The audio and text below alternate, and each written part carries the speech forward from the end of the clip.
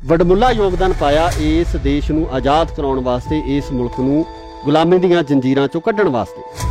पर की इस दे इवज दे विच सिੱਖਾਂ नूं ਬਣਦੇ हक उन्हां दे राइट्स मिले है?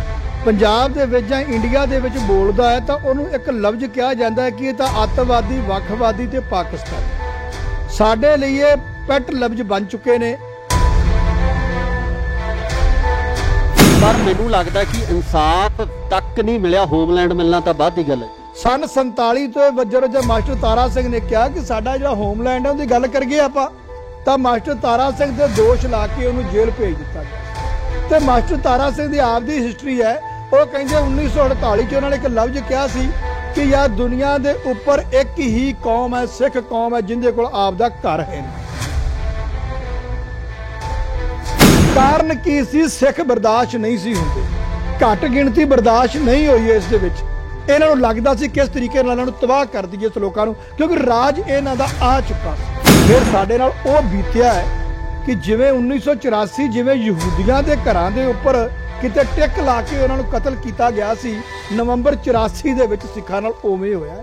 450 ਗੁਰਦੁਆਰੇ ਦੇ ਵਿੱਚੋਂ 350 ਗੁਰਦੁਆਰਾ ਅੱਗ ਨਾਲ ਸੁਆਹ ਕਰਤਾ ਸੀ ਇਹਨਾਂ ਨੇ। ਸੋ ਤੁਸੀਂ ਸਾਨੂੰ ਸਿਖਾਓਗੇ ਯਾਰ? ਹੁਣ ਤੱਕ ਪੰਜਾਬ सूबे तो सूबी बना दिता गया, पंजाब दी भाषा के आधार पर वंड कर दी गई, अंदरूनी तौर पर जिहड़ा सरकारां ने पंजाब नूं खत्म कर दियां जिहड़ियां साजिशां रचियां, उहदे बारे की कहना चाहो? हिस्टरी ने इन्हां नूं, इतिहास ने माफ नहीं करना। जो इन्हां दे लक्षण ने ना, ये सानूं लैके बह गए ने। असीं आप दी कोई चीज़ खरीद नहीं सकते। राजस्थान दे विच उन्हां ने सानूं रोकिया है कि सिख इधर नहीं पढ़न दे। तो मैं ये गल कहूँगा कि इन्हां नूं सोचना चाहिए, ਜਿਹੜੇ ਬੰਦੇ ਸਾਡੇ ਉਲਟ ਬੋਲਦੇ ਨੇ ਨਾ, ਉਹ ਮਾੜਾ ਜਿਹਾ ਪੀੜੀ ਥੱਲੇ ਸੋਟਾ ਮਾਰ ਲੈਣ ਕਿ ਸਾਡੀ ਇੱਕ ਹਿਸਟਰੀ ਪੜ੍ਹ ਲਿਆ ਕਰੋ ਯਾਰ। ਇੱਕ ਵਾਰ ਹਿਸਟਰੀ ਪੜ੍ਹ ਲਓ ਤੇ ਫਿਰ ਸਾਨੂੰ ਸਵਾਲ ਕਰਿਆ ਜੇ ਕਿ ਇਸ ਖਿੱਤੇ ਦੇ ਵਿੱਚ ਰਾਈਟ ਕਿੰਦਾ।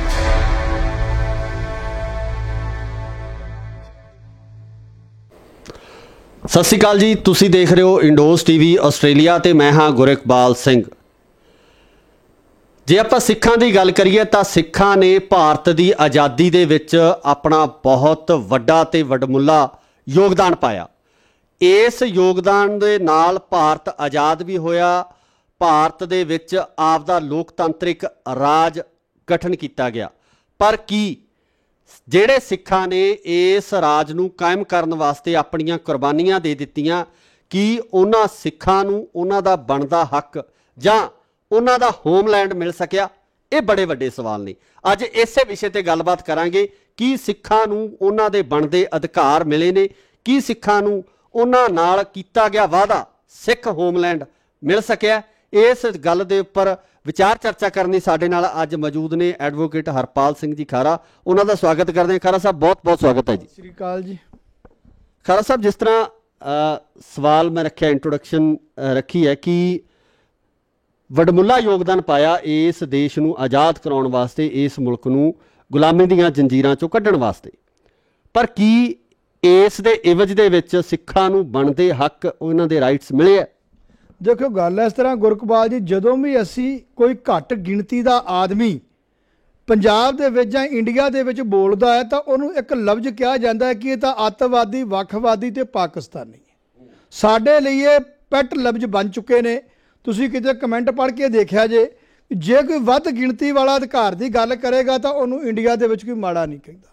ਜੇ ਘੱਟ ਗਿਣਤੀ ਵਾਲਾ ਆਦਮੀ ਉੱਠ ਕੇ ਇਹਨਾਂ ਦੇ ਜਿਹੜੇ ਐਗਰੀਮੈਂਟ ਕੀਤੇ ਸੀ ਉਹਨਾਂ ਦੀ ਗੱਲ ਕਰਦਾ ਹੈ ਤਾਂ ਉਹ ਅੱਤਵਾਦੀ ਤੇ ਵੱਖਵਾਦੀ ਹੈ। ਹਕੀਕਤ ਕੀ ਹੈ ਕਿ ਜੇ ਅਸੀਂ ਇਹ ਜਿਹੜਾ ਇੱਕ ਪੰਜਾਬ ਦਾ ਜਿਹੜਾ ਪੰਜਾਬ ਸੂਬਾ ਹੈ, ਇਸ ਦੀ ਗੱਲ ਕਰੀਏ ਤਾਂ ਮੇਰੇ ਦੇਖਣ 'ਚ ਅੰਗਰੇਜ਼ਾਂ ਤੋਂ ਲੈ ਕੇ ਤੇ ਅਫਗਾਨੀ ਸਭ ਤੋਂ ਪਹਿਲਾਂ ਅਸੀਂ ਦੇਖਾਂਗੇ ਮੁਗਲ, ਫਿਰ ਅਫਗਾਨ, ਫਿਰ ਅੰਗਰੇਜ਼।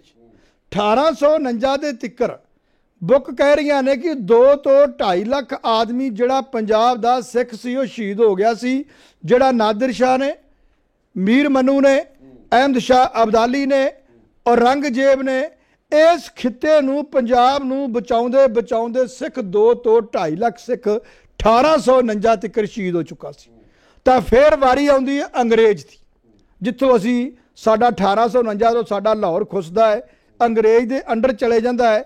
ਤਾਂ ਉਸ ਤੋਂ ਅੱਗੇ ਮੇਰੇ ਦੇਖੇ ਤਕਰੀਬਨ 98 ਸਾਲ ਅਸੀਂ ਫਿਰ ਅੰਗਰੇਜ਼ਾਂ ਦੇ ਅੰਡਰ ਜਾਂਦੇ ਹਾਂ। ਸੈਂਕੜਿਆਂ ਦੀ ਗਿਣਤੀ, ਹਜ਼ਾਰਾਂ ਤੇ ਲੱਖਾਂ ਦੀ ਗਿਣਤੀ 'ਚ ਸਿੱਖ ਫਿਰ ਮਰਦੇ ਨੇ, ਫਿਰ ਫਾਂਸੀਆਂ ਚੜ੍ਹਦੇ ਨੇ, ਫਿਰ ਕਾਲੇ ਪਾਣੀ ਜਾਂਦੇ ਨੇ। ਕਿਸ ਲਈ ਜਾਂਦੇ ਨੇ ਉਹ? ਕਿ ਇੱਕ ਆਜ਼ਾਦ ਹੋਣ ਦੀ ਖਾਤਰ। ਉਹ ਜਦ ਸਨ 47 ਦੇ ਵਿੱਚ, ਉਸ ਤੋਂ ਪਹਿਲਾਂ 1930 ਦੇ ਵਿੱਚ, ਜਦ ਅੰਗਰੇਜ਼ ਚਾਹੁੰਦਾ ਸੀ ਕਿ ਸਿੱਖਾਂ ਦਾ ਵੀ ਕੋਈ ਆਪਦਾ ਘਰ ਹੋਵੇ, ਤਾਂ ਸਾਡੇ ਮਾਸਟਰ ਤਾਰਾ ਸਿੰਘ ਜਿਹੜੇ ਸੀ, ਸ਼ਾਇਦ ਉਸ ਵਕਤ ਹਾਲਾਤ ਵੀ ਇਹੋ ਜਿਹੇ ਸੀ, ਆਪਾਂ ਕਿੰਤੂ ਪਰੰਤੂ ਨਹੀਂ ਕਰਨਾ ਚਾਹੀਦਾ, ਤਾਂ ਉਹਨਾਂ ਦੇ ਮਨ ਦੇ ਵਿੱਚ ਇਹ ਸੀ ਕਿ ਸਾਡੀ ਜਿਹੜੀ ਮੁਸਲਮਾਨਾਂ ਦੇ ਨਾਲ ਨਹੀਂ ਬਣਨੀ, ਕਿਉਂ ਸਾਡੀ ਸਦੀਆਂ ਤੋਂ ਇਹਨਾਂ ਨਾਲ ਲੜਾਈ ਚੱਲੀ ਆਉਂਦੀ ਹੈ। ਤਾਂ ਜਿਹੜਾ ਹਿੰਦੂ ਸਾਡਾ ਭਰਾ ਹੈ, ਉਹ ਨਰਮ ਸੁਭਾਅ ਦਾ, ਉਹਦੇ ਨਾਲ ਸਾਡੀ ਸਹੀ ਬਣ ਜੇਗੀ। ਤਾਂ ਕਿਤੇ ਨਾ ਕਿਤੇ ਉਹ ਇਸ ਗੱਲ ਦੇ ਥੱਲੇ, ਪ੍ਰੈਸ਼ਰ ਥੱਲੇ ਹੈਗੇ ਸੀ। ਤਾਂ ਜਦ ਉਹਨਾਂ ਨੇ ਨਹਿਰੂ ਦੇ ਨਾਲ ਜਾਂ ਮਹਾਤਮਾ ਗਾਂਧੀ ਦੇ ਨਾਲ ਗੱਲ ਇਸ ਟੌਪਿਕ ਤੇ ਹੋਈ, ਤਾਂ ਗੁਰਦੁਆਰਾ ਸੀਸਗੰਜ ਸਾਹਿਬ, ਜਿੱਥੇ ਮੇਰੇ ਸ਼ਾਇਦ ਇਹੀ ਗੁਰਦੁਆਰਾ ਸੀ, ਜਿਸ ਦੇ ਵਿੱਚ ਮਹਾਤਮਾ ਗਾਂਧੀ ਨੇ ਕਿਹਾ ਸੀ ਕਿ ਮੈਂ ਅੱਜ ਇਦੋਂ ਵੱਡੀ ਸਹੁੰ ਦੀ ਕਿਹੜੀ ਗੱਲ ਕਰ ਸਕਦਾ ਜੇ ਸਨ 47 ਤੋਂ ਬਾਅਦ ਸਿੱਖਾਂ ਦਾ ਇੱਕ ਆਪਦਾ ਹੋਮਲੈਂਡ ਹੋਵੇਗਾ, ਜਿੱਥੇ ਸੰਵਿਧਾਨ ਦੇ ਵਿੱਚ ਜੇ ਕੋਈ ਬਦਲ ਹੋਵੇਗਾ ਤਾਂ ਸਿੱਖਾਂ ਦੀ ਪਰਮਿਸ਼ਨ ਦੇ ਨਾਲ ਹੀ ਹੋਵੇਗਾ। ਤੇ ਅਸਾਮ ਦੀ ਸਾਈਡ ਤੇ ਲਾਹੌਰ ਦੇ ਵਿੱਚ ਨਹਿਰੂ ਨੇ ਵੀ ਇਹ ਕਿਹਾ ਸੀ ਕਿ ਜਿਹੜੇ ਮੇਰੇ ਸਿੱਖ ਭਰਾ ਨੇ, ਸਨ 47 ਤੋਂ ਬਾਅਦ ਜਿੰਨੀਆਂ ਇਹਨਾਂ ਦੀਆਂ ਕੁਰਬਾਨੀਆਂ ਨੇ ਇਸ ਕੰਟਰੀ ਦੇ ਲਈ, ਜਾਂ ਪਿਛਲਾ ਕੁਰਬਾਨੀਆਂ ਦਾ ਮੁਗਲਾਂ ਦਾ ਅਫਗਾਨੀਆਂ ਦੇਖੀਏ, ਤਾਂ ਇਹਨਾਂ ਦਾ ਸਭ ਤੋਂ ਵੱਡਾ ਦੇਣ ਸਾਨੂੰ ਹੈ। ਇਸ ਕਰਕੇ ਇਹਨਾਂ ਦਾ ਮੈਂ ਦੇਣ ਨਹੀਂ ਦੇ ਸਕਦਾ। ਸਨ 47 ਤੋਂ ਬਾਅਦ ਇਹਨਾਂ ਦਾ ਇੱਕ ਵੱਖਰਾ ਘਰ ਹੋਵੇਗਾ, ਜਿੱਥੇ ਆਪਦੀ ਮਰਜ਼ੀ ਦੇ ਨਾਲ ਰਹਿਣਗੇ ਤੇ ਖੁੱਲੀ ਹਵਾ ਲੈ ਸਕਣਗੇ। ਐਲਾਨ ਕਰ ਦਿੱਤਾ ਗਿਆ, ਸੌਹਾਂ ਖਾ ਲਈਆਂ ਗਈਆਂ, ਪਰ ਸਿੱਖਾਂ ਨੂੰ ਅੱਜ ਤੱਕ ਉਹਦੇ ਉੱਪਰ ਹੋਏ ਅਤਿਆਚਾਰ, ਜਿਸ ਤਰੀਕੇ ਨਾਲ 84 ਵਾਪਰੀ, 84 ਤੋਂ ਬਾਅਦ ਹੋਰ ਵੀ ਘਟਨਾਕ੍ਰਮ ਜਿਹੜੇ ਲਗਾਤਾਰ ਵਾਪਰਦੇ ਰਹੇ ਆ, ਚਾਹੇ ਆਪਾਂ ਅੱਜ ਦੀਆਂ ਬੇਅਦਬੀਆਂ ਦੀ ਗੱਲ ਕਰ ਲਈਏ, ਪਰ ਮੈਨੂੰ ਲੱਗਦਾ ਕਿ ਇਨਸਾਫ ਤੱਕ ਨਹੀਂ ਮਿਲਿਆ। ਹੋਮਲੈਂਡ ਮਿਲਣਾ ਤਾਂ ਬਾਅਦ ਦੀ ਗੱਲ ਹੈ। ਨਹੀਂ ਜੀ, ਨਹੀਂ, ਉਸ ਤੋਂ ਬਾਅਦ ਸ਼ੁਰੂ ਹੁੰਦਾ ਹੈ। ਜਿਹੜਾ ਇਹਨਾਂ ਦਾ ਪਰਦਾ ਸੀ ਇਹਨਾਂ ਦੇ ਮੂੰਹ ਤੋਂ ਉਤਰਿਆ। ਸਨ 47 ਤੋਂ ਵਜਰ ਮਾਸਟਰ ਤਾਰਾ ਸਿੰਘ ਨੇ ਕਿਹਾ ਕਿ ਸਾਡਾ ਜਿਹੜਾ ਹੋਮਲੈਂਡ ਹੈ ਉਹਦੀ ਗੱਲ ਕਰੀਏ ਆਪਾਂ, ਤਾਂ ਮਾਸਟਰ ਤਾਰਾ ਸਿੰਘ ਦੇ ਦੋਸ਼ ਲਾ ਕੇ ਉਹਨੂੰ ਜੇਲ੍ਹ ਭੇਜ ਦਿੱਤਾ ਗਿਆ ਸੀ। ਤੇ ਮਾਸਟਰ ਤਾਰਾ ਸਿੰਘ ਦੀ ਆਪਦੀ ਹਿਸਟਰੀ ਹੈ। ਉਹ ਕਹਿੰਦੇ 1948 ਚ ਉਹਨਾਂ ਨੇ ਇੱਕ ਲਫ਼ਜ਼ ਕਿਹਾ ਸੀ ਕਿ ਯਾਰ ਦੁਨੀਆ ਦੇ ਉੱਪਰ ਇੱਕ ਹੀ ਕੌਮ ਹੈ, ਸਿੱਖ ਕੌਮ ਹੈ, ਜਿੰਦੇ ਕੋਲ ਆਪਦਾ ਘਰ ਹੈ ਨਹੀਂ, ਕਿਉਂਕਿ ਯਹੂਦੀਆਂ ਨੂੰ ਵੀ ਘਰ ਮਿਲ ਚੁੱਕਾ ਸੀ। ਤਾਂ ਫਿਰ ਬੜੀ ਤਰਾਸਦੀ ਹੈ, ਜਿਹੜੇ ਲਫ਼ਜ਼ ਉਹਨਾਂ ਨੇ ਕਹੇ ਸੀ, ਜਿਹੜੇ ਲਫ਼ਜ਼ਾਂ ਨਾਲ ਸਾਡੇ ਨਾਲ ਧੋਖਾ ਕੀਤਾ ਸੀ, ਜਦ ਸਾਡੇ ਸਿੱਖ ਲੀਡਰਾਂ ਨੇ ਕਿਹਾ ਕਿ ਤੁਸੀਂ ਜਿਹੜੇ ਵਾਅਦੇ ਕੀਤੇ ਸੀ, ਆਹ ਐਗਰੀਮੈਂਟ ਨੇ, ਇਹ ਆਪਾਂ ਗੱਲ ਕਰੀਏ, ਤਾਂ ਉਸ ਵਕਤ ਕਿਹਾ ਸੀ ਕਿ ਇਹਦਾ ਵੱਖਵਾਦੀ ਨੇ ਤੇ ਇਹ ਅੱਤਵਾਦੀ ਨੇ। ਦੇਖੋ ਹੁਣ ਤੁਸੀਂ, ਵੱਖਵਾਦੀ ਤੇ ਅੱਤਵਾਦੀ ਦੀ ਸੋਚ ਕਿੰਦੀ ਸੀ। ਜਿਹੜਾ ਬੰਦਾ ਕਿਸੇ ਨਾਲ ਧੋਖਾ ਕਰਦਾ ਉਹਨੂੰ ਕੀ ਕਹੀਦਾ? ਇਹ ਬਹੁਤ ਗਿਣਤੀ ਨੂੰ ਸਵਾਲ ਪੁੱਛੋਗੇ ਨਾ, ਇਸ ਕੁਐਸਚਨ ਦਾ ਆਨਸਰ ਕੋਈ ਨਹੀਂ। ਫਿਰ ਇਹ ਖੜ ਜਾਣਗੇ ਜੀ ਇੱਥੇ ਰਾਸ਼ਟਰਵਾਦ ਨੂੰ ਖਤਰਾ। ਯਾਰ ਖਤਰਾ ਤਾਂ ਸਿੱਖਾਂ ਨਾਲ ਸੀ, ਮਾਰੇ ਤਾਂ ਤੁਸੀਂ ਸਿੱਖ ਨੇ। ਫਿਰ ਪੰਜਾਬੀ ਸੂਬੇ ਦੀ ਗੱਲ ਚੱਲਦੀ ਹੈ, ਜਿਹੜੀ 1950 ਤੋਂ ਬਾਅਦ ਸ਼ੁਰੂ ਹੁੰਦੀ ਹੈ ਤਕਰੀਬਨ। ਤਾਂ ਫਿਰ ਪੰਜਾਬੀ ਸੂਬਾ ਲੈਣ ਦੇ ਵਿੱਚ 1955 ਦੇ ਉੱਤੇ ਆ ਕੇ ਹਰਮੰਦਰ ਸਾਹਿਬ ਤੇ ਹਮਲਾ ਹੁੰਦਾ ਹੈ, ਜਿਹਨੂੰ ਸਾਡੇ ਜਿਹੜੇ ਬਹੁ ਗਿਣਤੀ ਜਿਹੜੇ ਸਾਡੇ ਭਰਾ ਨੇ ਉਹ ਕਹਿੰਦੇ ਨੇ ਜੀ ਵੱਖਵਾਦੀ ਸੋਚ ਸੀ। 1984 ਚ ਹਮਲਾ ਤਾਂ ਕੀਤਾ ਸੀ। ਯਾਰ 1955 ਚ ਕੌਣ ਸੀ ਉੱਥੇ?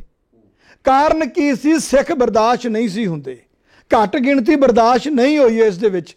ਇਹਨਾਂ ਨੂੰ ਲੱਗਦਾ ਸੀ ਕਿਸ ਤਰੀਕੇ ਨਾਲ ਇਹਨਾਂ ਨੂੰ ਤਬਾਹ ਕਰ ਦਈਏ ਇਸ ਲੋਕਾਂ ਨੂੰ, ਕਿਉਂਕਿ ਰਾਜ ਇਹਨਾਂ ਦਾ ਆ ਚੁੱਕਾ ਸੀ। ਸਿੱਖ ਜਿਹੜੀ ਗੱਲ ਤੋਂ ਡਰਦਾ ਸੀ ਮੁਸਲਮਾਨ ਤੋਂ, ਉਹ ਉਹਦੇ ਨਾਲ ਇਸ ਖਿੱਤੇ 'ਚ ਵਾਪਰ ਚੁੱਕੀ ਸੀ, ਪਰ ਉਦੋਂ ਟਾਈਮ ਲੰਘ ਚੁੱਕਾ ਸੀ ਸਾਡਾ। ਤਾਂ 1955 ਸ਼ੁਰੂ ਹੁੰਦਾ ਹੈ। 1961 ਤੋਂ ਸ਼ੁਰੂ ਹੋ ਜਾਂਦਾ, ਜਦੋਂ ਲੁਧਿਆਣਾ ਤੇ ਫਿਰੋਜ਼ਪੁਰ ਦੇ ਵਿੱਚ ਗੁਰੂ ਗ੍ਰੰਥ ਸਾਹਿਬ ਦੇ ਬੇਅਦਬੀ ਹੁੰਦੀ, ਤੇ ਪੱਤਰੇ ਉਦੋਂ ਗੁਰੂ ਗ੍ਰੰਥ ਸਾਹਿਬ ਦੇ ਜਿਹੜੇ ਅੰਗ ਨੇ ਉਹਨਾਂ ਦੀ ਬੇਅਦਬੀ ਕੀਤੀ ਜਾਂਦੀ ਹੈ। ਤੇ ਸਰੋਵਰਾਂ ਦੇ ਵਿੱਚ ਗੁਰਦੁਆਰਿਆਂ ਦੇ ਸਿਗਰਟਾਂ ਸੁੱਟੀਆਂ ਜਾਂਦੀਆਂ ਨੇ। ਤੇ ਸਾਨੂੰ ਦਿਖਾਇਆ ਗਿਆ ਸੀ ਕਿ ਤੁਸੀਂ ਤਾਂ 2 ਨੰਬਰ ਦੇ ਸ਼ਹਿਰੀ ਹੋ, ਇੰਡੀਆ 'ਚ ਰਹਿਣਾ ਤੇ ਬੰਦੇ ਬਣ ਕੇ ਰਹੋ। ਸਾਡੇ ਲਈ ਇਹ ਡਾਇਰੈਕਸ਼ਨਾਂ ਉਦੋਂ ਆ ਚੁੱਕੀਆਂ ਸੀ। ਤਾਂ ਉਸ ਤੋਂ ਬਾਅਦ ਫਿਰ 1984 'ਚ ਅਸੀਂ ਪਹੁੰਚ ਜਾਂਦੇ। ਫਿਰ ਸਾਡੇ ਨਾਲ ਉਹ ਬੀਤਿਆ ਹੈ ਕਿ ਜਿਵੇਂ 1984 ਜਿਵੇਂ ਯਹੂਦੀਆਂ ਦੇ ਘਰਾਂ ਦੇ ਉੱਪਰ ਕਿਤੇ ਟਿੱਕ ਲਾ ਕੇ ਉਹਨਾਂ ਨੂੰ ਕਤਲ ਕੀਤਾ ਗਿਆ ਸੀ, ਨਵੰਬਰ 84 ਦੇ ਵਿੱਚ ਸਿੱਖਾਂ ਨਾਲ ਉਵੇਂ ਹੋਇਆ। ਨਿੱਕੇ ਨਿੱਕੇ ਬੱਚੇ ਜਿਹੜੇ ਕੜਾਹੀਆਂ ਤੇ ਤਲੇ ਗਏ ਨੇ। ਇੱਕ ਲਫ਼ਜ਼ ਕਿਹਾ ਸੀ ਕਿ ਦੇਖੋ ਸਿਗੜੇ ਦਾ ਬੱਚਾ ਕੀ ਕਰ ਰਿਹਾ। 80-80 ਸਾਲ ਦੀਆਂ ਲੇਡੀਜ਼ ਦੇ ਨਾਲ, ਬੁੱਢੀਆਂ ਔਰਤਾਂ ਦੇ ਨਾਲ 10-10 ਬੰਦਿਆਂ ਨੇ ਰੇਪ ਕੀਤਾ। ਕਾਰਨ ਕੀ? ਜੇ ਇੱਕ ਲਫ਼ਜ਼ ਕਹਿੰਦੇ ਸੀ ਉਹ ਕਿ ਦੱਸੋ ਹੁਣ ਤੁਹਾਡਾ ਗੁਰੂ ਕਿੱਥੇ ਹੈ। ਜਿਹੜੇ ਗੁਰੂ ਤੇਗ ਬਹਾਦਰ ਮਹਾਰਾਜ ਦੀਆਂ ਗੱਲਾਂ ਕਰਦੇ ਨੇ ਨਾ ਲੀਡਰ, ਸਾਨੂੰ ਸਿੱਖਿਆ ਦਿੰਦੇ ਨੇ ਇਹਨਾਂ ਲੀਡਰ ਕਿ ਸਾਨੂੰ ਸੀਐਮ ਬਣ ਨਹੀਂ ਦਿੱਤਾ, ਤੁਸੀਂ ਗੁਰੂ ਤੇਗ ਬਹਾਦਰ ਮਹਾਰਾਜ ਦੀ ਚਾਦਰ ਦੀ ਸਾਨੂੰ ਸਿੱਖਿਆ ਦਿੰਦੇ ਨੇ। ਉਹ ਤੇ ਬੰਦਾ ਪੁੱਛਣ ਵਾਲਾ ਹੋਵੇ 1984 ਦੇ ਵਿੱਚ ਤੁਸੀਂ ਜਿਹੜੇ ਗੁਰੂ ਤੇਗ ਬਹਾਦਰ ਮਹਾਰਾਜ ਨੇ ਤੁਹਾਡੇ ਲਈ ਇੰਨਾ ਕੁਝ ਕੀਤਾ, ਤੁਸੀਂ ਗੁਰਦੁਆਰੇ ਨੂੰ ਅੱਗ ਲਾਈ ਸੀ, ਤੁਸੀਂ ਲੋਕਾਂ ਨੇ ਉੱਥੇ ਰੇਪ ਕੀਤੇ ਸੀ। 450 ਗੁਰਦੁਆਰੇ ਦੇ ਵਿੱਚੋਂ 350 ਗੁਰਦੁਆਰਾ ਅੱਗ ਨਾਲ ਸੁਆਹ ਕਰਤਾ ਸੀ ਇਹਨਾਂ ਨੇ। ਸੋ ਤੁਸੀਂ ਸਾਨੂੰ ਸਿਖਾਓਗੇ ਯਾਰ? ਸਾਡੀ ਬਦਕਿਸਮਤੀ ਹੈ, ਮੈਂ ਕਹੂੰਗਾ ਸਨ 47 ਤੋਂ ਸਾਡੀ ਬਦਕਿਸਮਤੀ ਹੈ ਜਿਹੜੇ ਸਾਡੇ ਨਾਲ ਇਹਨਾਂ ਨੇ ਵਾਅਦੇ ਕੀਤੇ ਤੇ ਸਾਡੀ ਪਿੱਠ ਛੁਰਾ ਮਾਰਿਆ। ਇਹ ਬਹੁ ਗਿਣਤੀ ਨੇ ਮਾਰਿਆ ਸਾਨੂੰ, ਘੱਟ ਗਿਣਤੀ ਨੂੰ ਅੱਜ ਵੀ ਤਰਾਸਦੀ ਦੀ ਬੈਠੇ ਆ ਅਸੀਂ ਕਿ ਦੇਖੋ ਸਾਡੇ 2 ਬੰਦੇ ਮਾਰੇ ਗਏ ਨੇ, ਸ਼ਰੇਆਮ ਮਾਰੇ ਨੇ। ਅੱਜ ਵੀ ਉਹਨਾਂ ਦੇ ਇਨਸਾਫ ਦੇ ਲਈ ਸਾਨੂੰ ਦਿੱਲੀ ਵੱਲ ਤੁਰਨਾ ਪੈਂਦਾ ਹੈ। ਇੱਕ ਬੜਾ ਵੱਡਾ ਮੈਟਰ ਨਹੀਂ ਹੈ, ਸਾਹਮਣੇ ਮਰਡਰ ਹੋ ਜੇ, ਉਹਦੀ ਇਨਵੈਸਟੀਗੇਸ਼ਨ ਹੁੰਦੀ ਹੈ, ਉਹਦੇ ਬਿਆਨ ਲਿਖ ਕੇ ਅਦਾਲਤਾਂ ਸਜ਼ਾ ਕਰ ਦਿੰਦੀਆਂ ਨੇ। ਪਰ ਜਿੱਥੇ ਸਿੱਖਾਂ ਦਾ ਮੈਟਰ ਆਉਂਦਾ ਹੈ ਉੱਥੇ ਪਤਾ ਨਹੀਂ ਕਾਰਨ ਕੀ ਇੰਡੀਆ ਦੇ ਵਿੱਚ ਇਨਸਾਫ ਨਾ ਖਤਮ ਹੋ ਜਾਂਦਾ ਹੈ। ਉਦੋਂ ਕੋਈ ਇਨਸਾਫ ਨਹੀਂ, ਕੋਈ ਐਸੀ ਗੱਲ ਨਹੀਂ। ਸਿਰਫ ਉਹਨਾਂ ਨੂੰ ਇੱਕ ਇਹ ਦਿਖਾਇਆ ਸਾਨੂੰ ਕਿ ਤੁਸੀਂ ਤਾਂ 2 ਨੰਬਰ ਦੇ ਸ਼ਹਿਰੀ ਹੋ। ਸਾਡੇ ਨਾਲ ਜਦ ਵੀ ਅਸੀਂ ਇਨਸਾਫ ਦੀ ਗੱਲ ਕਰਾਂਗੇ ਥੱਲੇ ਇੱਕ ਵਰਡਿੰਗ ਆਊਗੀ, ਇਹ ਤਾਂ ਪਾਕਿਸਤਾਨ ਨੂੰ ਬਿਲੋਂਗ ਕਰਦਾ ਹੈ, ਇਹ ਤਾਂ ਅੱਤਵਾਦੀ ਤੇ ਵੱਖਵਾਦੀ ਹੈ। ਸਾਡੀ ਬਦਕਿਸਮਤੀ ਇਹ ਹੈ ਜਦੋਂ ਅਸੀਂ 1930 ਤੋਂ ਲੈ ਕੇ ਸਨ 47 ਤੱਕ ਇਹਨਾਂ ਦੇ ਲਾਰਿਆਂ 'ਚ ਮਰੇ ਅਸੀਂ।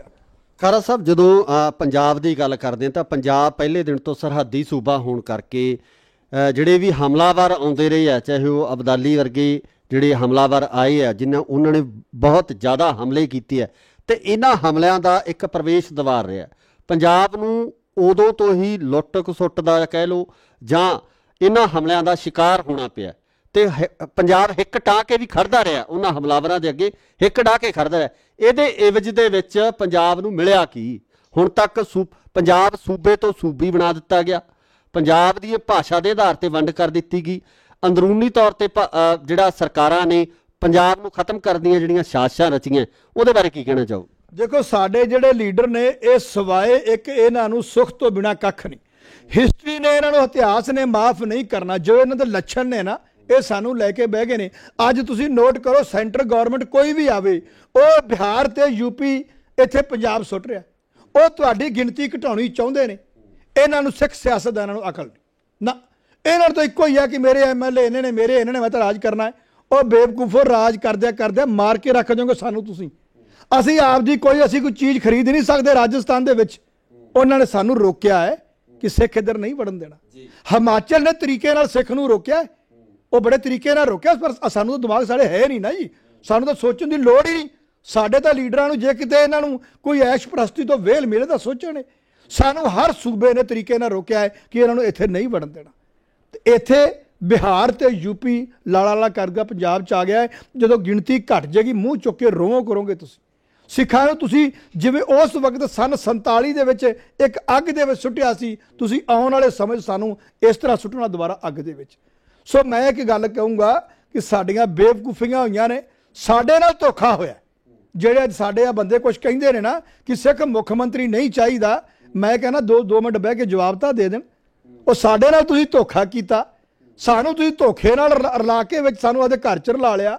ਸਾਡੇ ਨਾਲ ਰਹੋ, ਅਸੀਂ ਤੁਹਾਡੀ ਇੱਜ਼ਤ ਕਰਾਂਗੇ। ਸਾਨੂੰ ਤੁਸੀਂ ਮੁੜ ਕੇ ਗੋਲੀਆਂ ਮਾਰੀਆਂ, ਤੁਸੀਂ ਸਾਨੂੰ ਸਿਖਾਓਗੇ ਮੁੱਖ ਮੰਤਰੀ ਬਾਰੇ? ਯਾਰ ਤੁਸੀਂ ਸਾਨੂੰ ਦੱਸੋਗੇ ਇੰਡੀਆ ਦੇ ਵਿੱਚ ਤੁਹਾਡੇ ਸਾਰੇ ਮੁੱਖ ਮੰਤਰੀ ਨੇ, ਅਸੀਂ ਕਿਤੇ ਰੌਲਾ ਪਾਇਆ ਅਜੇ ਤੱਕ?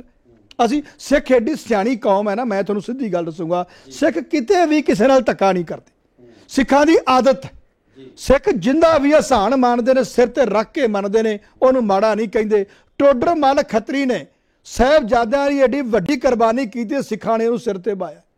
ਚਾਹੇ ਉਹਦੇ ਪੋਤਰੇ ਨੇ, ਟੋਡਰ ਮੱਲ ਖੱਤਰੀ ਦੇ ਪੋਤਰੇ ਨੇ ਸਿੱਖਾਂ ਦੇ ਸਿਰ ਲਾ ਕੇ ਅਹਿਮਦ ਸ਼ਾਹ ਅਬਦਾਲੀ ਨੂੰ ਭੇਜੇ ਸੀ, ਕਿਉਂਕਿ ਅਹਿਮਦ ਸ਼ਾਹ ਅਬਦਾਲੀ ਨੂੰ ਖੁਸ਼ ਕਰਦਾ ਸੀ।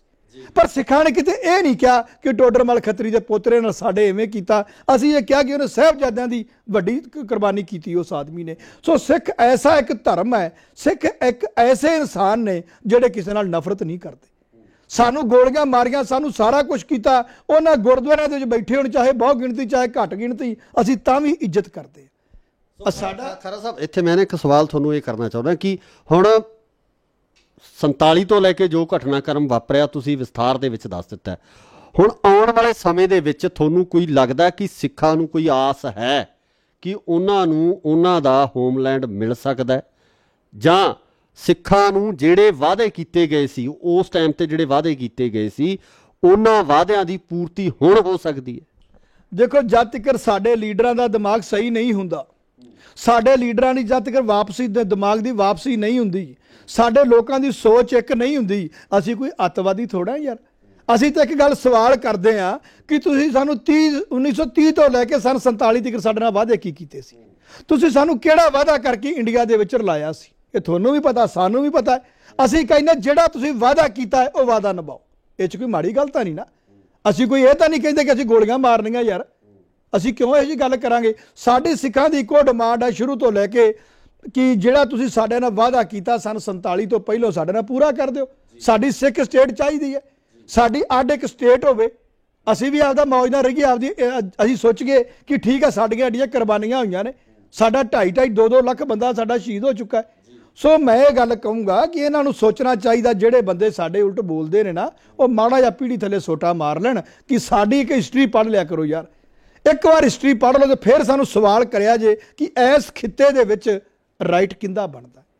ਸੋ ਮੈਂ ਇੱਕ ਗੱਲ ਕਹੂੰਗਾ ਕਿ ਇਸ ਦੇ ਵਿੱਚ ਕੋਈ ਮਾੜੀ ਗੱਲ ਨਹੀਂ। ਇਸ ਦੇ ਵਿੱਚ ਸਾਡਾ ਜੇ ਰਾਜ ਹੁੰਦਾ ਸਿੱਖਾਂ ਦਾ ਜਾਂ ਸਿੱਖ ਸਟੇਟ ਸਾਨੂੰ ਦਿੱਤੀ ਜਾਂਦੀ ਹੈ ਤਾਂ ਉਹ ਮੈਂ ਕਹੂੰਗਾ ਬੜੀ ਵਧੀਆ ਗੱਲ ਹੋਊਗੀ। ਸਾਡਾ ਰਾਈਟ ਵੀ ਬਣਦਾ ਉਸ ਦੇ ਵਿੱਚ, ਕਿਉਂਕਿ ਇਹਨਾਂ ਨੇ ਕਿਹਾ ਹੋਇਆ ਸੀ। ਪਰ ਸਾਡੇ ਜਿਹੜੇ ਸਿੱਖ ਸਿਆਸਤਦਾਨ ਨੇ ਇਹ ਆਪਦੇ ਸਿਰ 'ਚ ਆਪ ਸਵਾਹ ਪਾ ਰਹੇ ਨੇ। ਇਹ ਜਦੋਂ ਕੋਈ ਲੀਡਰ ਬੋਲਦਾ ਹੈ ਉਦੋਂ ਇੱਕ ਗੱਲ ਕਹਿੰਦੇ ਨੇ ਕਿ ਇਸ ਲੀਡਰ ਦੀ ਪਾਕਿਸਤਾਨ ਦੇ ਨਾਲ ਨਵਜੋਤ ਸਿੰਘ ਸਿੱਧੂ ਦੀ ਯਾਰੀ ਹੈ। ਯਾਰ ਆਪਦੇ ਸਿਰ 'ਚ ਸਵਾਹ ਪਾਈ ਜਾਂਦੇ ਜੇ। ਉਹ ਤੁਹਾਨੂੰ ਤਾਂ ਭੰਡਣ ਲਈ 135 ਕਰੋੜ ਬੰਦਾ ਬੈਠਾ ਹੈ। ਇੱਕ ਆਪਦੇ ਤੂੰ ਗੱਦੀ ਦੇ ਲਈ ਉਹ ਤੂੰ ਲੀਡਰਾਂ ਤੋਂ ਇੱਕ ਆਪਦੀ ਗੱਦੀ ਦੇ ਲਈ ਔਰ ਦੂਜੇ ਬੰਦੇ ਨੂੰ ਭੰਡਦਾ ਹੈ। ਵਰਲਡ ਦੇ ਵਿੱਚ ਇਹ ਦਿਖਾ ਰਿਹਾ ਕਿ ਜਿਹੜੀ ਪੱਗ ਹੈ ਉਹ ਪਾਕਿਸਤਾਨ ਨਾਲ ਰਲ ਕੇ ਅਸੀਂ ਅੱਤਵਾਦੀ ਬਣ ਗਏ ਯਾਰ। ਸਿੱਖਾਂ ਨੇ ਨਾ ਤਾਂ ਮੁਸਲਮਾਨਾਂ ਨੂੰ ਨਫ਼ਰਤ ਕਿਤੇ ਕੀਤੀ ਹੈ, ਨਾ ਅਸੀਂ ਕਿਤੇ ਹਿੰਦੂਆਂ ਨੂੰ ਨਫ਼ਰਤ ਕੀਤੀ ਹੈ। ਗੱਲ ਤਾਂ ਇਹ ਹੈ ਕਿ ਸਾਡੇ ਮੁਸਲਮਾਨ ਭਰਾਵਾਂ ਦਾ ਦੇਸ਼ ਆਪਦਾ ਬਣ ਗਿਆ, ਸਾਡੇ ਹਿੰਦੂ ਭਰਾਵਾਂ ਦਾ ਦੇਸ਼ ਅੱਡ ਬਣ ਗਿਆ। ਪਰ ਸਾਡੇ ਸਿੱਖਾਂ ਦਾ ਜੇ ਦੇਸ਼ ਹੁੰਦਾ ਤੇ 1955 ਤੇ 1984 ਸਾਡੇ ਨਾਲ ਬੀਤਣੀ ਨਹੀਂ ਸੀ। ਸੋ ਮੈਂ ਕਹੂੰਗਾ ਸਾਡਾ ਜੇ ਕੋਈ ਖਿੱਤਾ ਸਾਡਾ ਮਿਲਦਾ ਹੈ ਤਾਂ ਇਹਨਾਂ ਦੇ ਆਪ ਦੀਆਂ ਗੱਲਾਂ ਕੀਤੀਆਂ ਹੋਈਆਂ ਨੇ। ਅਸੀਂ ਤਾਂ ਨਹੀਂ ਕਿਹਾ, ਇਹਨਾਂ ਨੇ ਆਪ ਕਿਹਾ ਹੋਇਆ ਕਿ ਅਸੀਂ ਤੁਹਾਨੂੰ ਤੁਹਾਡੀ ਸਟੇਟ ਦੇਵਾਂਗੇ। ਤੇ ਉਹ ਮੇਰੇ ਦੇਖਣ 'ਚ ਇਹਨਾਂ ਨੂੰ ਉਹ ਜਿਹੜੇ ਲਫ਼ਜ਼ ਪੂਰੇ ਕਰਨੇ ਚਾਹੀਦੇ। ਖਰਾ ਸਾਹਿਬ, ਜੇ ਆਪਾਂ ਆਜ਼ਾਦੀ ਤੇ ਗੁਲਾਮੀ ਨੂੰ ਪਰਿਭਾਸ਼ਿਤ ਕਰਨਾ ਹੋਵੇ ਤਾਂ ਤੁਹਾਡੇ ਹਿਸਾਬ ਨਾਲ ਆਜ਼ਾਦੀ ਤੇ ਗੁਲਾਮੀ ਨੂੰ ਕਿਵੇਂ ਪਰਿਭਾਸ਼ਿਤ ਕੀਤਾ ਜਾ ਸਕਦਾ ਹੈ? ਕਿ ਗੁਲਾਮੀ ਕਿਸ ਤਰ੍ਹਾਂ ਦੀ ਹੁੰਦੀ ਹੈ ਤੇ ਆਜ਼ਾਦੀ ਕੀ ਹੁੰਦੀ ਹੈ? ਦੇਖੋ, ਗੱਲ ਇਸ ਤਰ੍ਹਾਂ ਜੀ, ਸਨ 47 ਤੋਂ ਬਾਅਦ ਜਦੋਂ ਸਾਡੇ ਮੁਸਲਮਾਨ ਭਰਾ ਸਾਥੋਂ ਅਲੱਗ ਹੁੰਦੇ ਨੇ ਤਾਂ ਉਹਨਾਂ ਦੇ ਅੱਜ 75 ਸਾਲ ਦੇ ਵਿੱਚ ਉਹਨਾਂ ਦੇ ਇਸ਼ਟ ਤੇ ਹਮਲਾ ਕਿਸੇ ਸਰਕਾਰ ਨੇ ਨਹੀਂ ਕੀਤਾ। ਉਹ ਆਪਦੀ ਆਜ਼ਾਦ ਮਰਜ਼ੀ ਦੇ ਨਾਲ ਆਪਦੀ ਮਸਜਿਦ ਜਾਣ ਜਾਂ ਮਰਜ਼ੀ ਕਰਨ, ਜੋ ਮਰਜ਼ੀ ਆਪਦਾ ਤੁਰੇ ਫਿਰਨ। ਉਹਨਾਂ ਦੇ ਇਸ਼ਟ ਤੇ ਹਮਲਾ ਉਹਨਾਂ ਦੀ ਸਰਕਾਰ ਨੇ ਨਹੀਂ ਕੀਤਾ। ਸਾਡੇ ਹਿੰਦੂ ਭਰਾਵਾਂ ਦੀ ਜਿਹੜਾ ਇਸ਼ਟ ਸੀ, ਇੱਥੋਂ ਦੀ ਮੌਜੂਦਾ ਕਿਸੇ ਗੌਰਮੈਂਟ ਨੇ, ਕਿਸੇ ਸੈਂਟਰ ਸਰਕਾਰ ਨੇ ਉਹਨਾਂ ਦੇ ਫੌਜ ਨਹੀਂ ਚੜਾਈ। ਨਾ ਮੁਸਲਮਾਨ ਭਰਾਵਾਂ ਦੇ ਫੌਜ ਗਈ ਤੇ ਨਾ ਸਾਡੇ ਹਿੰਦੂ ਭਰਾਵਾਂ ਦੇ ਇਸ਼ਟ ਤੇ ਹਮਲਾ ਫੌਜ ਨੇ ਕੀਤਾ। ਕੱਲੀ ਇੱਕ ਸਿੱਖ ਕੌਮ ਹੈ ਜਿੰਦੇ ਇਸ਼ਟ ਤੇ ਹਮਲਾ ਫੌਜੀਆਂ ਨੇ ਕੀਤਾ। ਇੱਕ ਥਾਂ ਤੇ ਨਹੀਂ ਕੀਤਾ, 40 ਗੁਰਦੁਆਰਿਆਂ 'ਚ ਕੀਤਾ। 1955 'ਚ ਕੀਤਾ, ਜਦੋਂ ਚੱਲ 1984 ਨੂੰ ਤਾਂ ਕਹਿ ਰਹੇ ਨੇ ਕਿ ਇਸ ਤਰ੍ਹਾਂ ਦਾ ਹਥਿਆਰ ਲੈ ਕੇ ਆ ਗਏ। 1955 'ਚ ਤਾਂ ਕੋਈ ਉੱਥੇ ਹਥਿਆਰ ਨਹੀਂ ਸੀ ਨਾ ਜੀ। 1955 'ਚ ਵੀ ਹੋਇਆ। ਸੋ ਮੇਰੇ ਕਹਿਣ ਦਾ ਮਤਲਬ ਆਜ਼ਾਦੀ ਤੇ ਗੁਲਾਮੀ ਇਹ ਚੀਜ਼ਾਂ ਸਾਨੂੰ ਸੋਚਣ ਦੀ ਲੋੜ ਹੈ। ਜੇ ਸੋਚਿਆ ਜਾਵੇ ਤਾਂ ਜੋ ਸਾਡੇ ਨਾਲ ਹੋਇਆ ਹੈ ਉਹ ਮੇਰੇ ਦੇਖੋ ਯਹੂਦੀਆਂ ਤੋਂ ਬਾਅਦ ਸਾਡੇ ਨਾਲ ਹੀ ਹੋਇਆ ਹੈ। ਉਸ ਤੋਂ ਬਾਅਦ ਅਸੀਂ ਬਸ਼ਰਮਾ ਕੋਈ ਨੱਚੀ ਟੱਪੀ ਚੱਲੀਏ, ਗੱਲ ਲਹਿਦਾ ਹੈ, ਪਰ ਡੈਫੀਨੇਸ਼ਨ ਇਹੀ ਹੈ ਇਸ ਦੀ। ਲਾਸਟ ਸਵਾਲ ਤੁਹਾਨੂੰ ਕਰਨ ਲੱਗਿਆ ਜੀ, ਹੁਣ ਤੁਹਾਨੂੰ ਕੋਈ ਅੱਗੇ ਉਮੀਦ ਲੱਗਦੀ ਹੈ ਕਿ ਸਾਡੇ ਨਾਲ ਕੀਤਾ ਹੋਇਆ ਉਹ ਵਾਅਦਾ ਪੂਰ ਚੜ੍ਹ ਜੂਗਾ ਜਾਂ ਸਿਰੇ ਚੜ੍ਹੂਗਾ? ਨਹੀਂ, ਬਹੁਤ ਘੱਟ ਚਾਂਸ ਹੈ ਜੀ। ਪਹਿਲੀ ਗੱਲ ਤਾਂ ਸਾਡੇ 'ਚ ਹੀ ਬੰਦੇ ਨਹੀਂ ਰਹਿ ਗਏ ਉਹ ਜਿਨ੍ਹਾਂ ਦੀ ਸੋਚ ਇਹ ਹੋਵੇ। ਉਹ ਨਹੀਂ ਚਾਹੁੰਦੇ ਕਿ ਸਾਡਾ ਕੋਈ ਆਪਦਾ ਘਰ ਹੋਵੇ ਤੇ ਅੱਗੋਂ ਲੀਡਰ ਵੀ ਇਹੋ ਜਿਹੇ ਨਹੀਂ ਰਹਿ ਗਏ। ਹੁਣ ਆਪਾਂ ਕਹੀਏ ਕਿ ਉਹ ਲੀਡਰ ਕਹਿਣਗੇ ਕਿ ਸਾਡੇ ਨਾਲ, ਉਹ ਕਹਿਣਗੇ ਜਿਨ੍ਹਾਂ ਨਾਲ ਕੰਪਰੋਮਾਈਜ਼ ਕੀਤਾ ਸੀ ਤੁਹਾਡੀ ਗੱਲ ਹੋਈ ਸੀ, ਬੰਦੇ ਹੀ ਹੈ ਨਹੀਂ। ਹੁਣ ਪੋਸੀਬਲ ਹੈ ਨਹੀਂ ਗੱਲਾਂ। ਪਰ ਇੱਕ ਗੱਲ ਇਹ ਮੈਂ ਕਹੂੰਗਾ, ਪਰ ਸਾਡੀ ਜਿਹੜੀ ਸੋਚ ਹੈ, ਸਾਡੀ ਸੋਚ ਇਹ ਚਾਹੀਦੀ ਕਿ ਯਾਰ ਸਾਡੇ ਨਾਲ ਧੱਕਾ ਹੋਇਆ, ਸਾਨੂੰ ਇਹ 2 ਨੰਬਰ ਦਾ ਸ਼ਹਿਰੀ ਗਿਣਦੇ ਨੇ ਤੇ ਉਹ ਸਾਡਾ ਰਾਈਟ ਬਣਦਾ। ਸਨ 47 ਤੋਂ ਪਹਿਲਾਂ ਸਾਨੂੰ ਜੋੜਿਆ ਹੀ ਇਸ ਕਰਕੇ ਅਸੀਂ ਇਹਨਾਂ ਦੇ ਨਾਲ ਕਿ ਤੁਹਾਡਾ ਇੱਕ ਸਿੱਖ ਹੋਮਲੈਂਡ ਹੋਊਗੀ ਤੇ ਤੁਸੀਂ ਆਜ਼ਾਦ ਮਰਜ਼ੀ ਨਾਲ ਰਹੋਗੇ। ਤੇ ਆਜ਼ਾਦ ਮਰਜ਼ੀ ਨਾਲ ਅਸੀਂ ਕਿੰਨਾ ਕੁ ਰਹੇ ਸਨ 47 ਤੋਂ ਲੈ ਕੇ ਅੱਜ ਤੱਕ ਸਾਰਿਆਂ ਨੂੰ ਪਤਾ। ਆ 2 ਮਰਡਰ ਹੋਏ ਨੇ ਬਾਈਬਲ ਕਲਾਂ, ਪਿੱਟ ਕੇ ਮਰ ਗਏ ਨੇ ਸਿੱਖ, ਕਿਸੇ ਨੇ ਸੁਣੀ ਨਹੀਂ ਅਜੇ ਤੱਕ। ਜੋ ਕੁਛ ਆਰਡਰ ਹੁੰਦਾ ਹੈ ਉਹ ਦਿੱਲੀ ਤੋਂ ਹੁੰਦਾ ਹੈ। ਸਾਡੇ ਤੇ ਇਹਨਾਂ ਕੋਲ ਹੱਥ 'ਚ ਆਰਡਰ ਵੀ ਨਹੀਂ ਇਹਨਾਂ ਦੇ ਗਰੀਬਾਂ ਦੇ, ਇਹ ਤਾਂ ਐਂ ਛਾਲਾਂ ਮਾਰੀ ਜਾਂਦੇ ਨੇ ਬਿਨਾਂ ਗੱਲ ਤੋਂ। ਸੋ ਅੱਗੇ ਸਮੇਂ ਆਉਣ ਵਾਲੇ ਸਮੇਂ ਦਾ ਨਹੀਂ ਪਤਾ, ਪਰ ਮੈਂ ਤਾਂ ਅੱਜ ਦੀ ਮੌਜੂਦਾ ਗੱਲ ਕਰੂੰਗਾ ਕਿ 75 ਸਾਲ ਦੇ ਵਿੱਚ ਸਿੱਖਾਂ ਨੂੰ 2 ਨੰਬਰ ਦੇ ਸ਼ਹਿਰੀ, ਜਦ ਵੀ ਕਿਤੇ ਇਹੋ ਜਿਹਾ ਮੁਸੀਬਤ ਆਈ ਹੈ ਤਾਂ ਸਾਨੂੰ ਦਿਖਾ ਦਿੱਤਾ ਗਿਆ ਕਿ ਇਨਸਾਫ ਤੁਹਾਡੇ ਲਈ ਨਹੀਂ, ਇਨਸਾਫ ਹੋਰ ਕੌਮਾਂ ਲਈ ਹੁੰਦਾ। ਸੋ ਇਹ ਸਨ ਹਰਪਾਲ ਸਿੰਘ ਜੀ ਖਾਰਾ, ਜਿਨ੍ਹਾਂ ਵੱਲੋਂ ਦੱਸਿਆ ਗਿਆ ਕਿ ਕਿਸ ਤਰੀਕੇ ਨਾਲ ਸਿੱਖ ਕੌਮ ਨਾਲ ਵਿਸ਼ਵਾਸਘਾਤ ਸਮੇਂ ਦੀਆਂ ਸਰਕਾਰਾਂ ਵੱਲੋਂ ਵੱਖ-ਵੱਖ ਸਮਿਆਂ ਦੇ ਉੱਪਰ ਕੀਤੇ ਗਏ, ਜਿਸ ਤਰੀਕੇ ਨਾਲ ਸਿੱਖਾਂ ਨੂੰ ਉਹਨਾਂ ਦੇ ਬਣਦੇ ਅਧਿਕਾਰ, ਉਹਨਾਂ ਦੇ ਬਣਦੇ ਹੱਕ ਹਾਲੇ ਤੱਕ ਵੀ ਉਹਨਾਂ ਤੋਂ ਵਾਂਝੇ ਰੱਖਿਆ ਗਿਆ। ਅਤੇ ਆਉਣ ਵਾਲੇ ਸਮੇਂ ਦੇ ਵਿੱਚ ਇੱਦਾਂ ਦੇ ਚਾਂਸ ਹੈ ਜਾਂ ਇੱਦਾਂ ਦੇ ਜਿਹੜੇ ਮੌਕੇ ਆ ਉਹ ਘੱਟ ਨਜ਼ਰ ਆ ਰਹੇ ਹੈ। ਪਰ ਸਿੱਖ ਉਹ ਕੌਮ ਹੈ ਜਿਹੜੀ ਹਮੇਸ਼ਾ ਜੁਝਾਰੂ ਤਰੀਕੇ ਨਾਲ ਲੜਦੀ ਰਹੀ ਹੈ, ਅਤੇ ਉਮੀਦ ਕਰਦੇ ਹਾਂ ਕਿ ਇਹਨਾਂ ਹੱਕਾਂ ਨੂੰ ਲੈਣ ਵਾਸਤੇ ਵੀ ਇਸੇ ਤਰੀਕੇ ਨਾਲ ਲੜਦੀ ਰਹੂਗੀ। ਸੋ ਇਸੇ ਤਰ੍ਹਾਂ ਦੀਆਂ ਹੀ ਹੋਰ ਸ਼ਖਸੀਅਤਾਂ ਤੁਹਾਡੇ ਸਾਹਮਣੇ ਪੇਸ਼ ਕਰਦੇ ਰਹਾਂਗੇ। ਜੁੜੇ ਰਹੋ ਇੰਡੋਜ਼ TV ਆਸਟ੍ਰੇਲੀਆ ਨਾਲ। ਧੰਨਵਾਦ।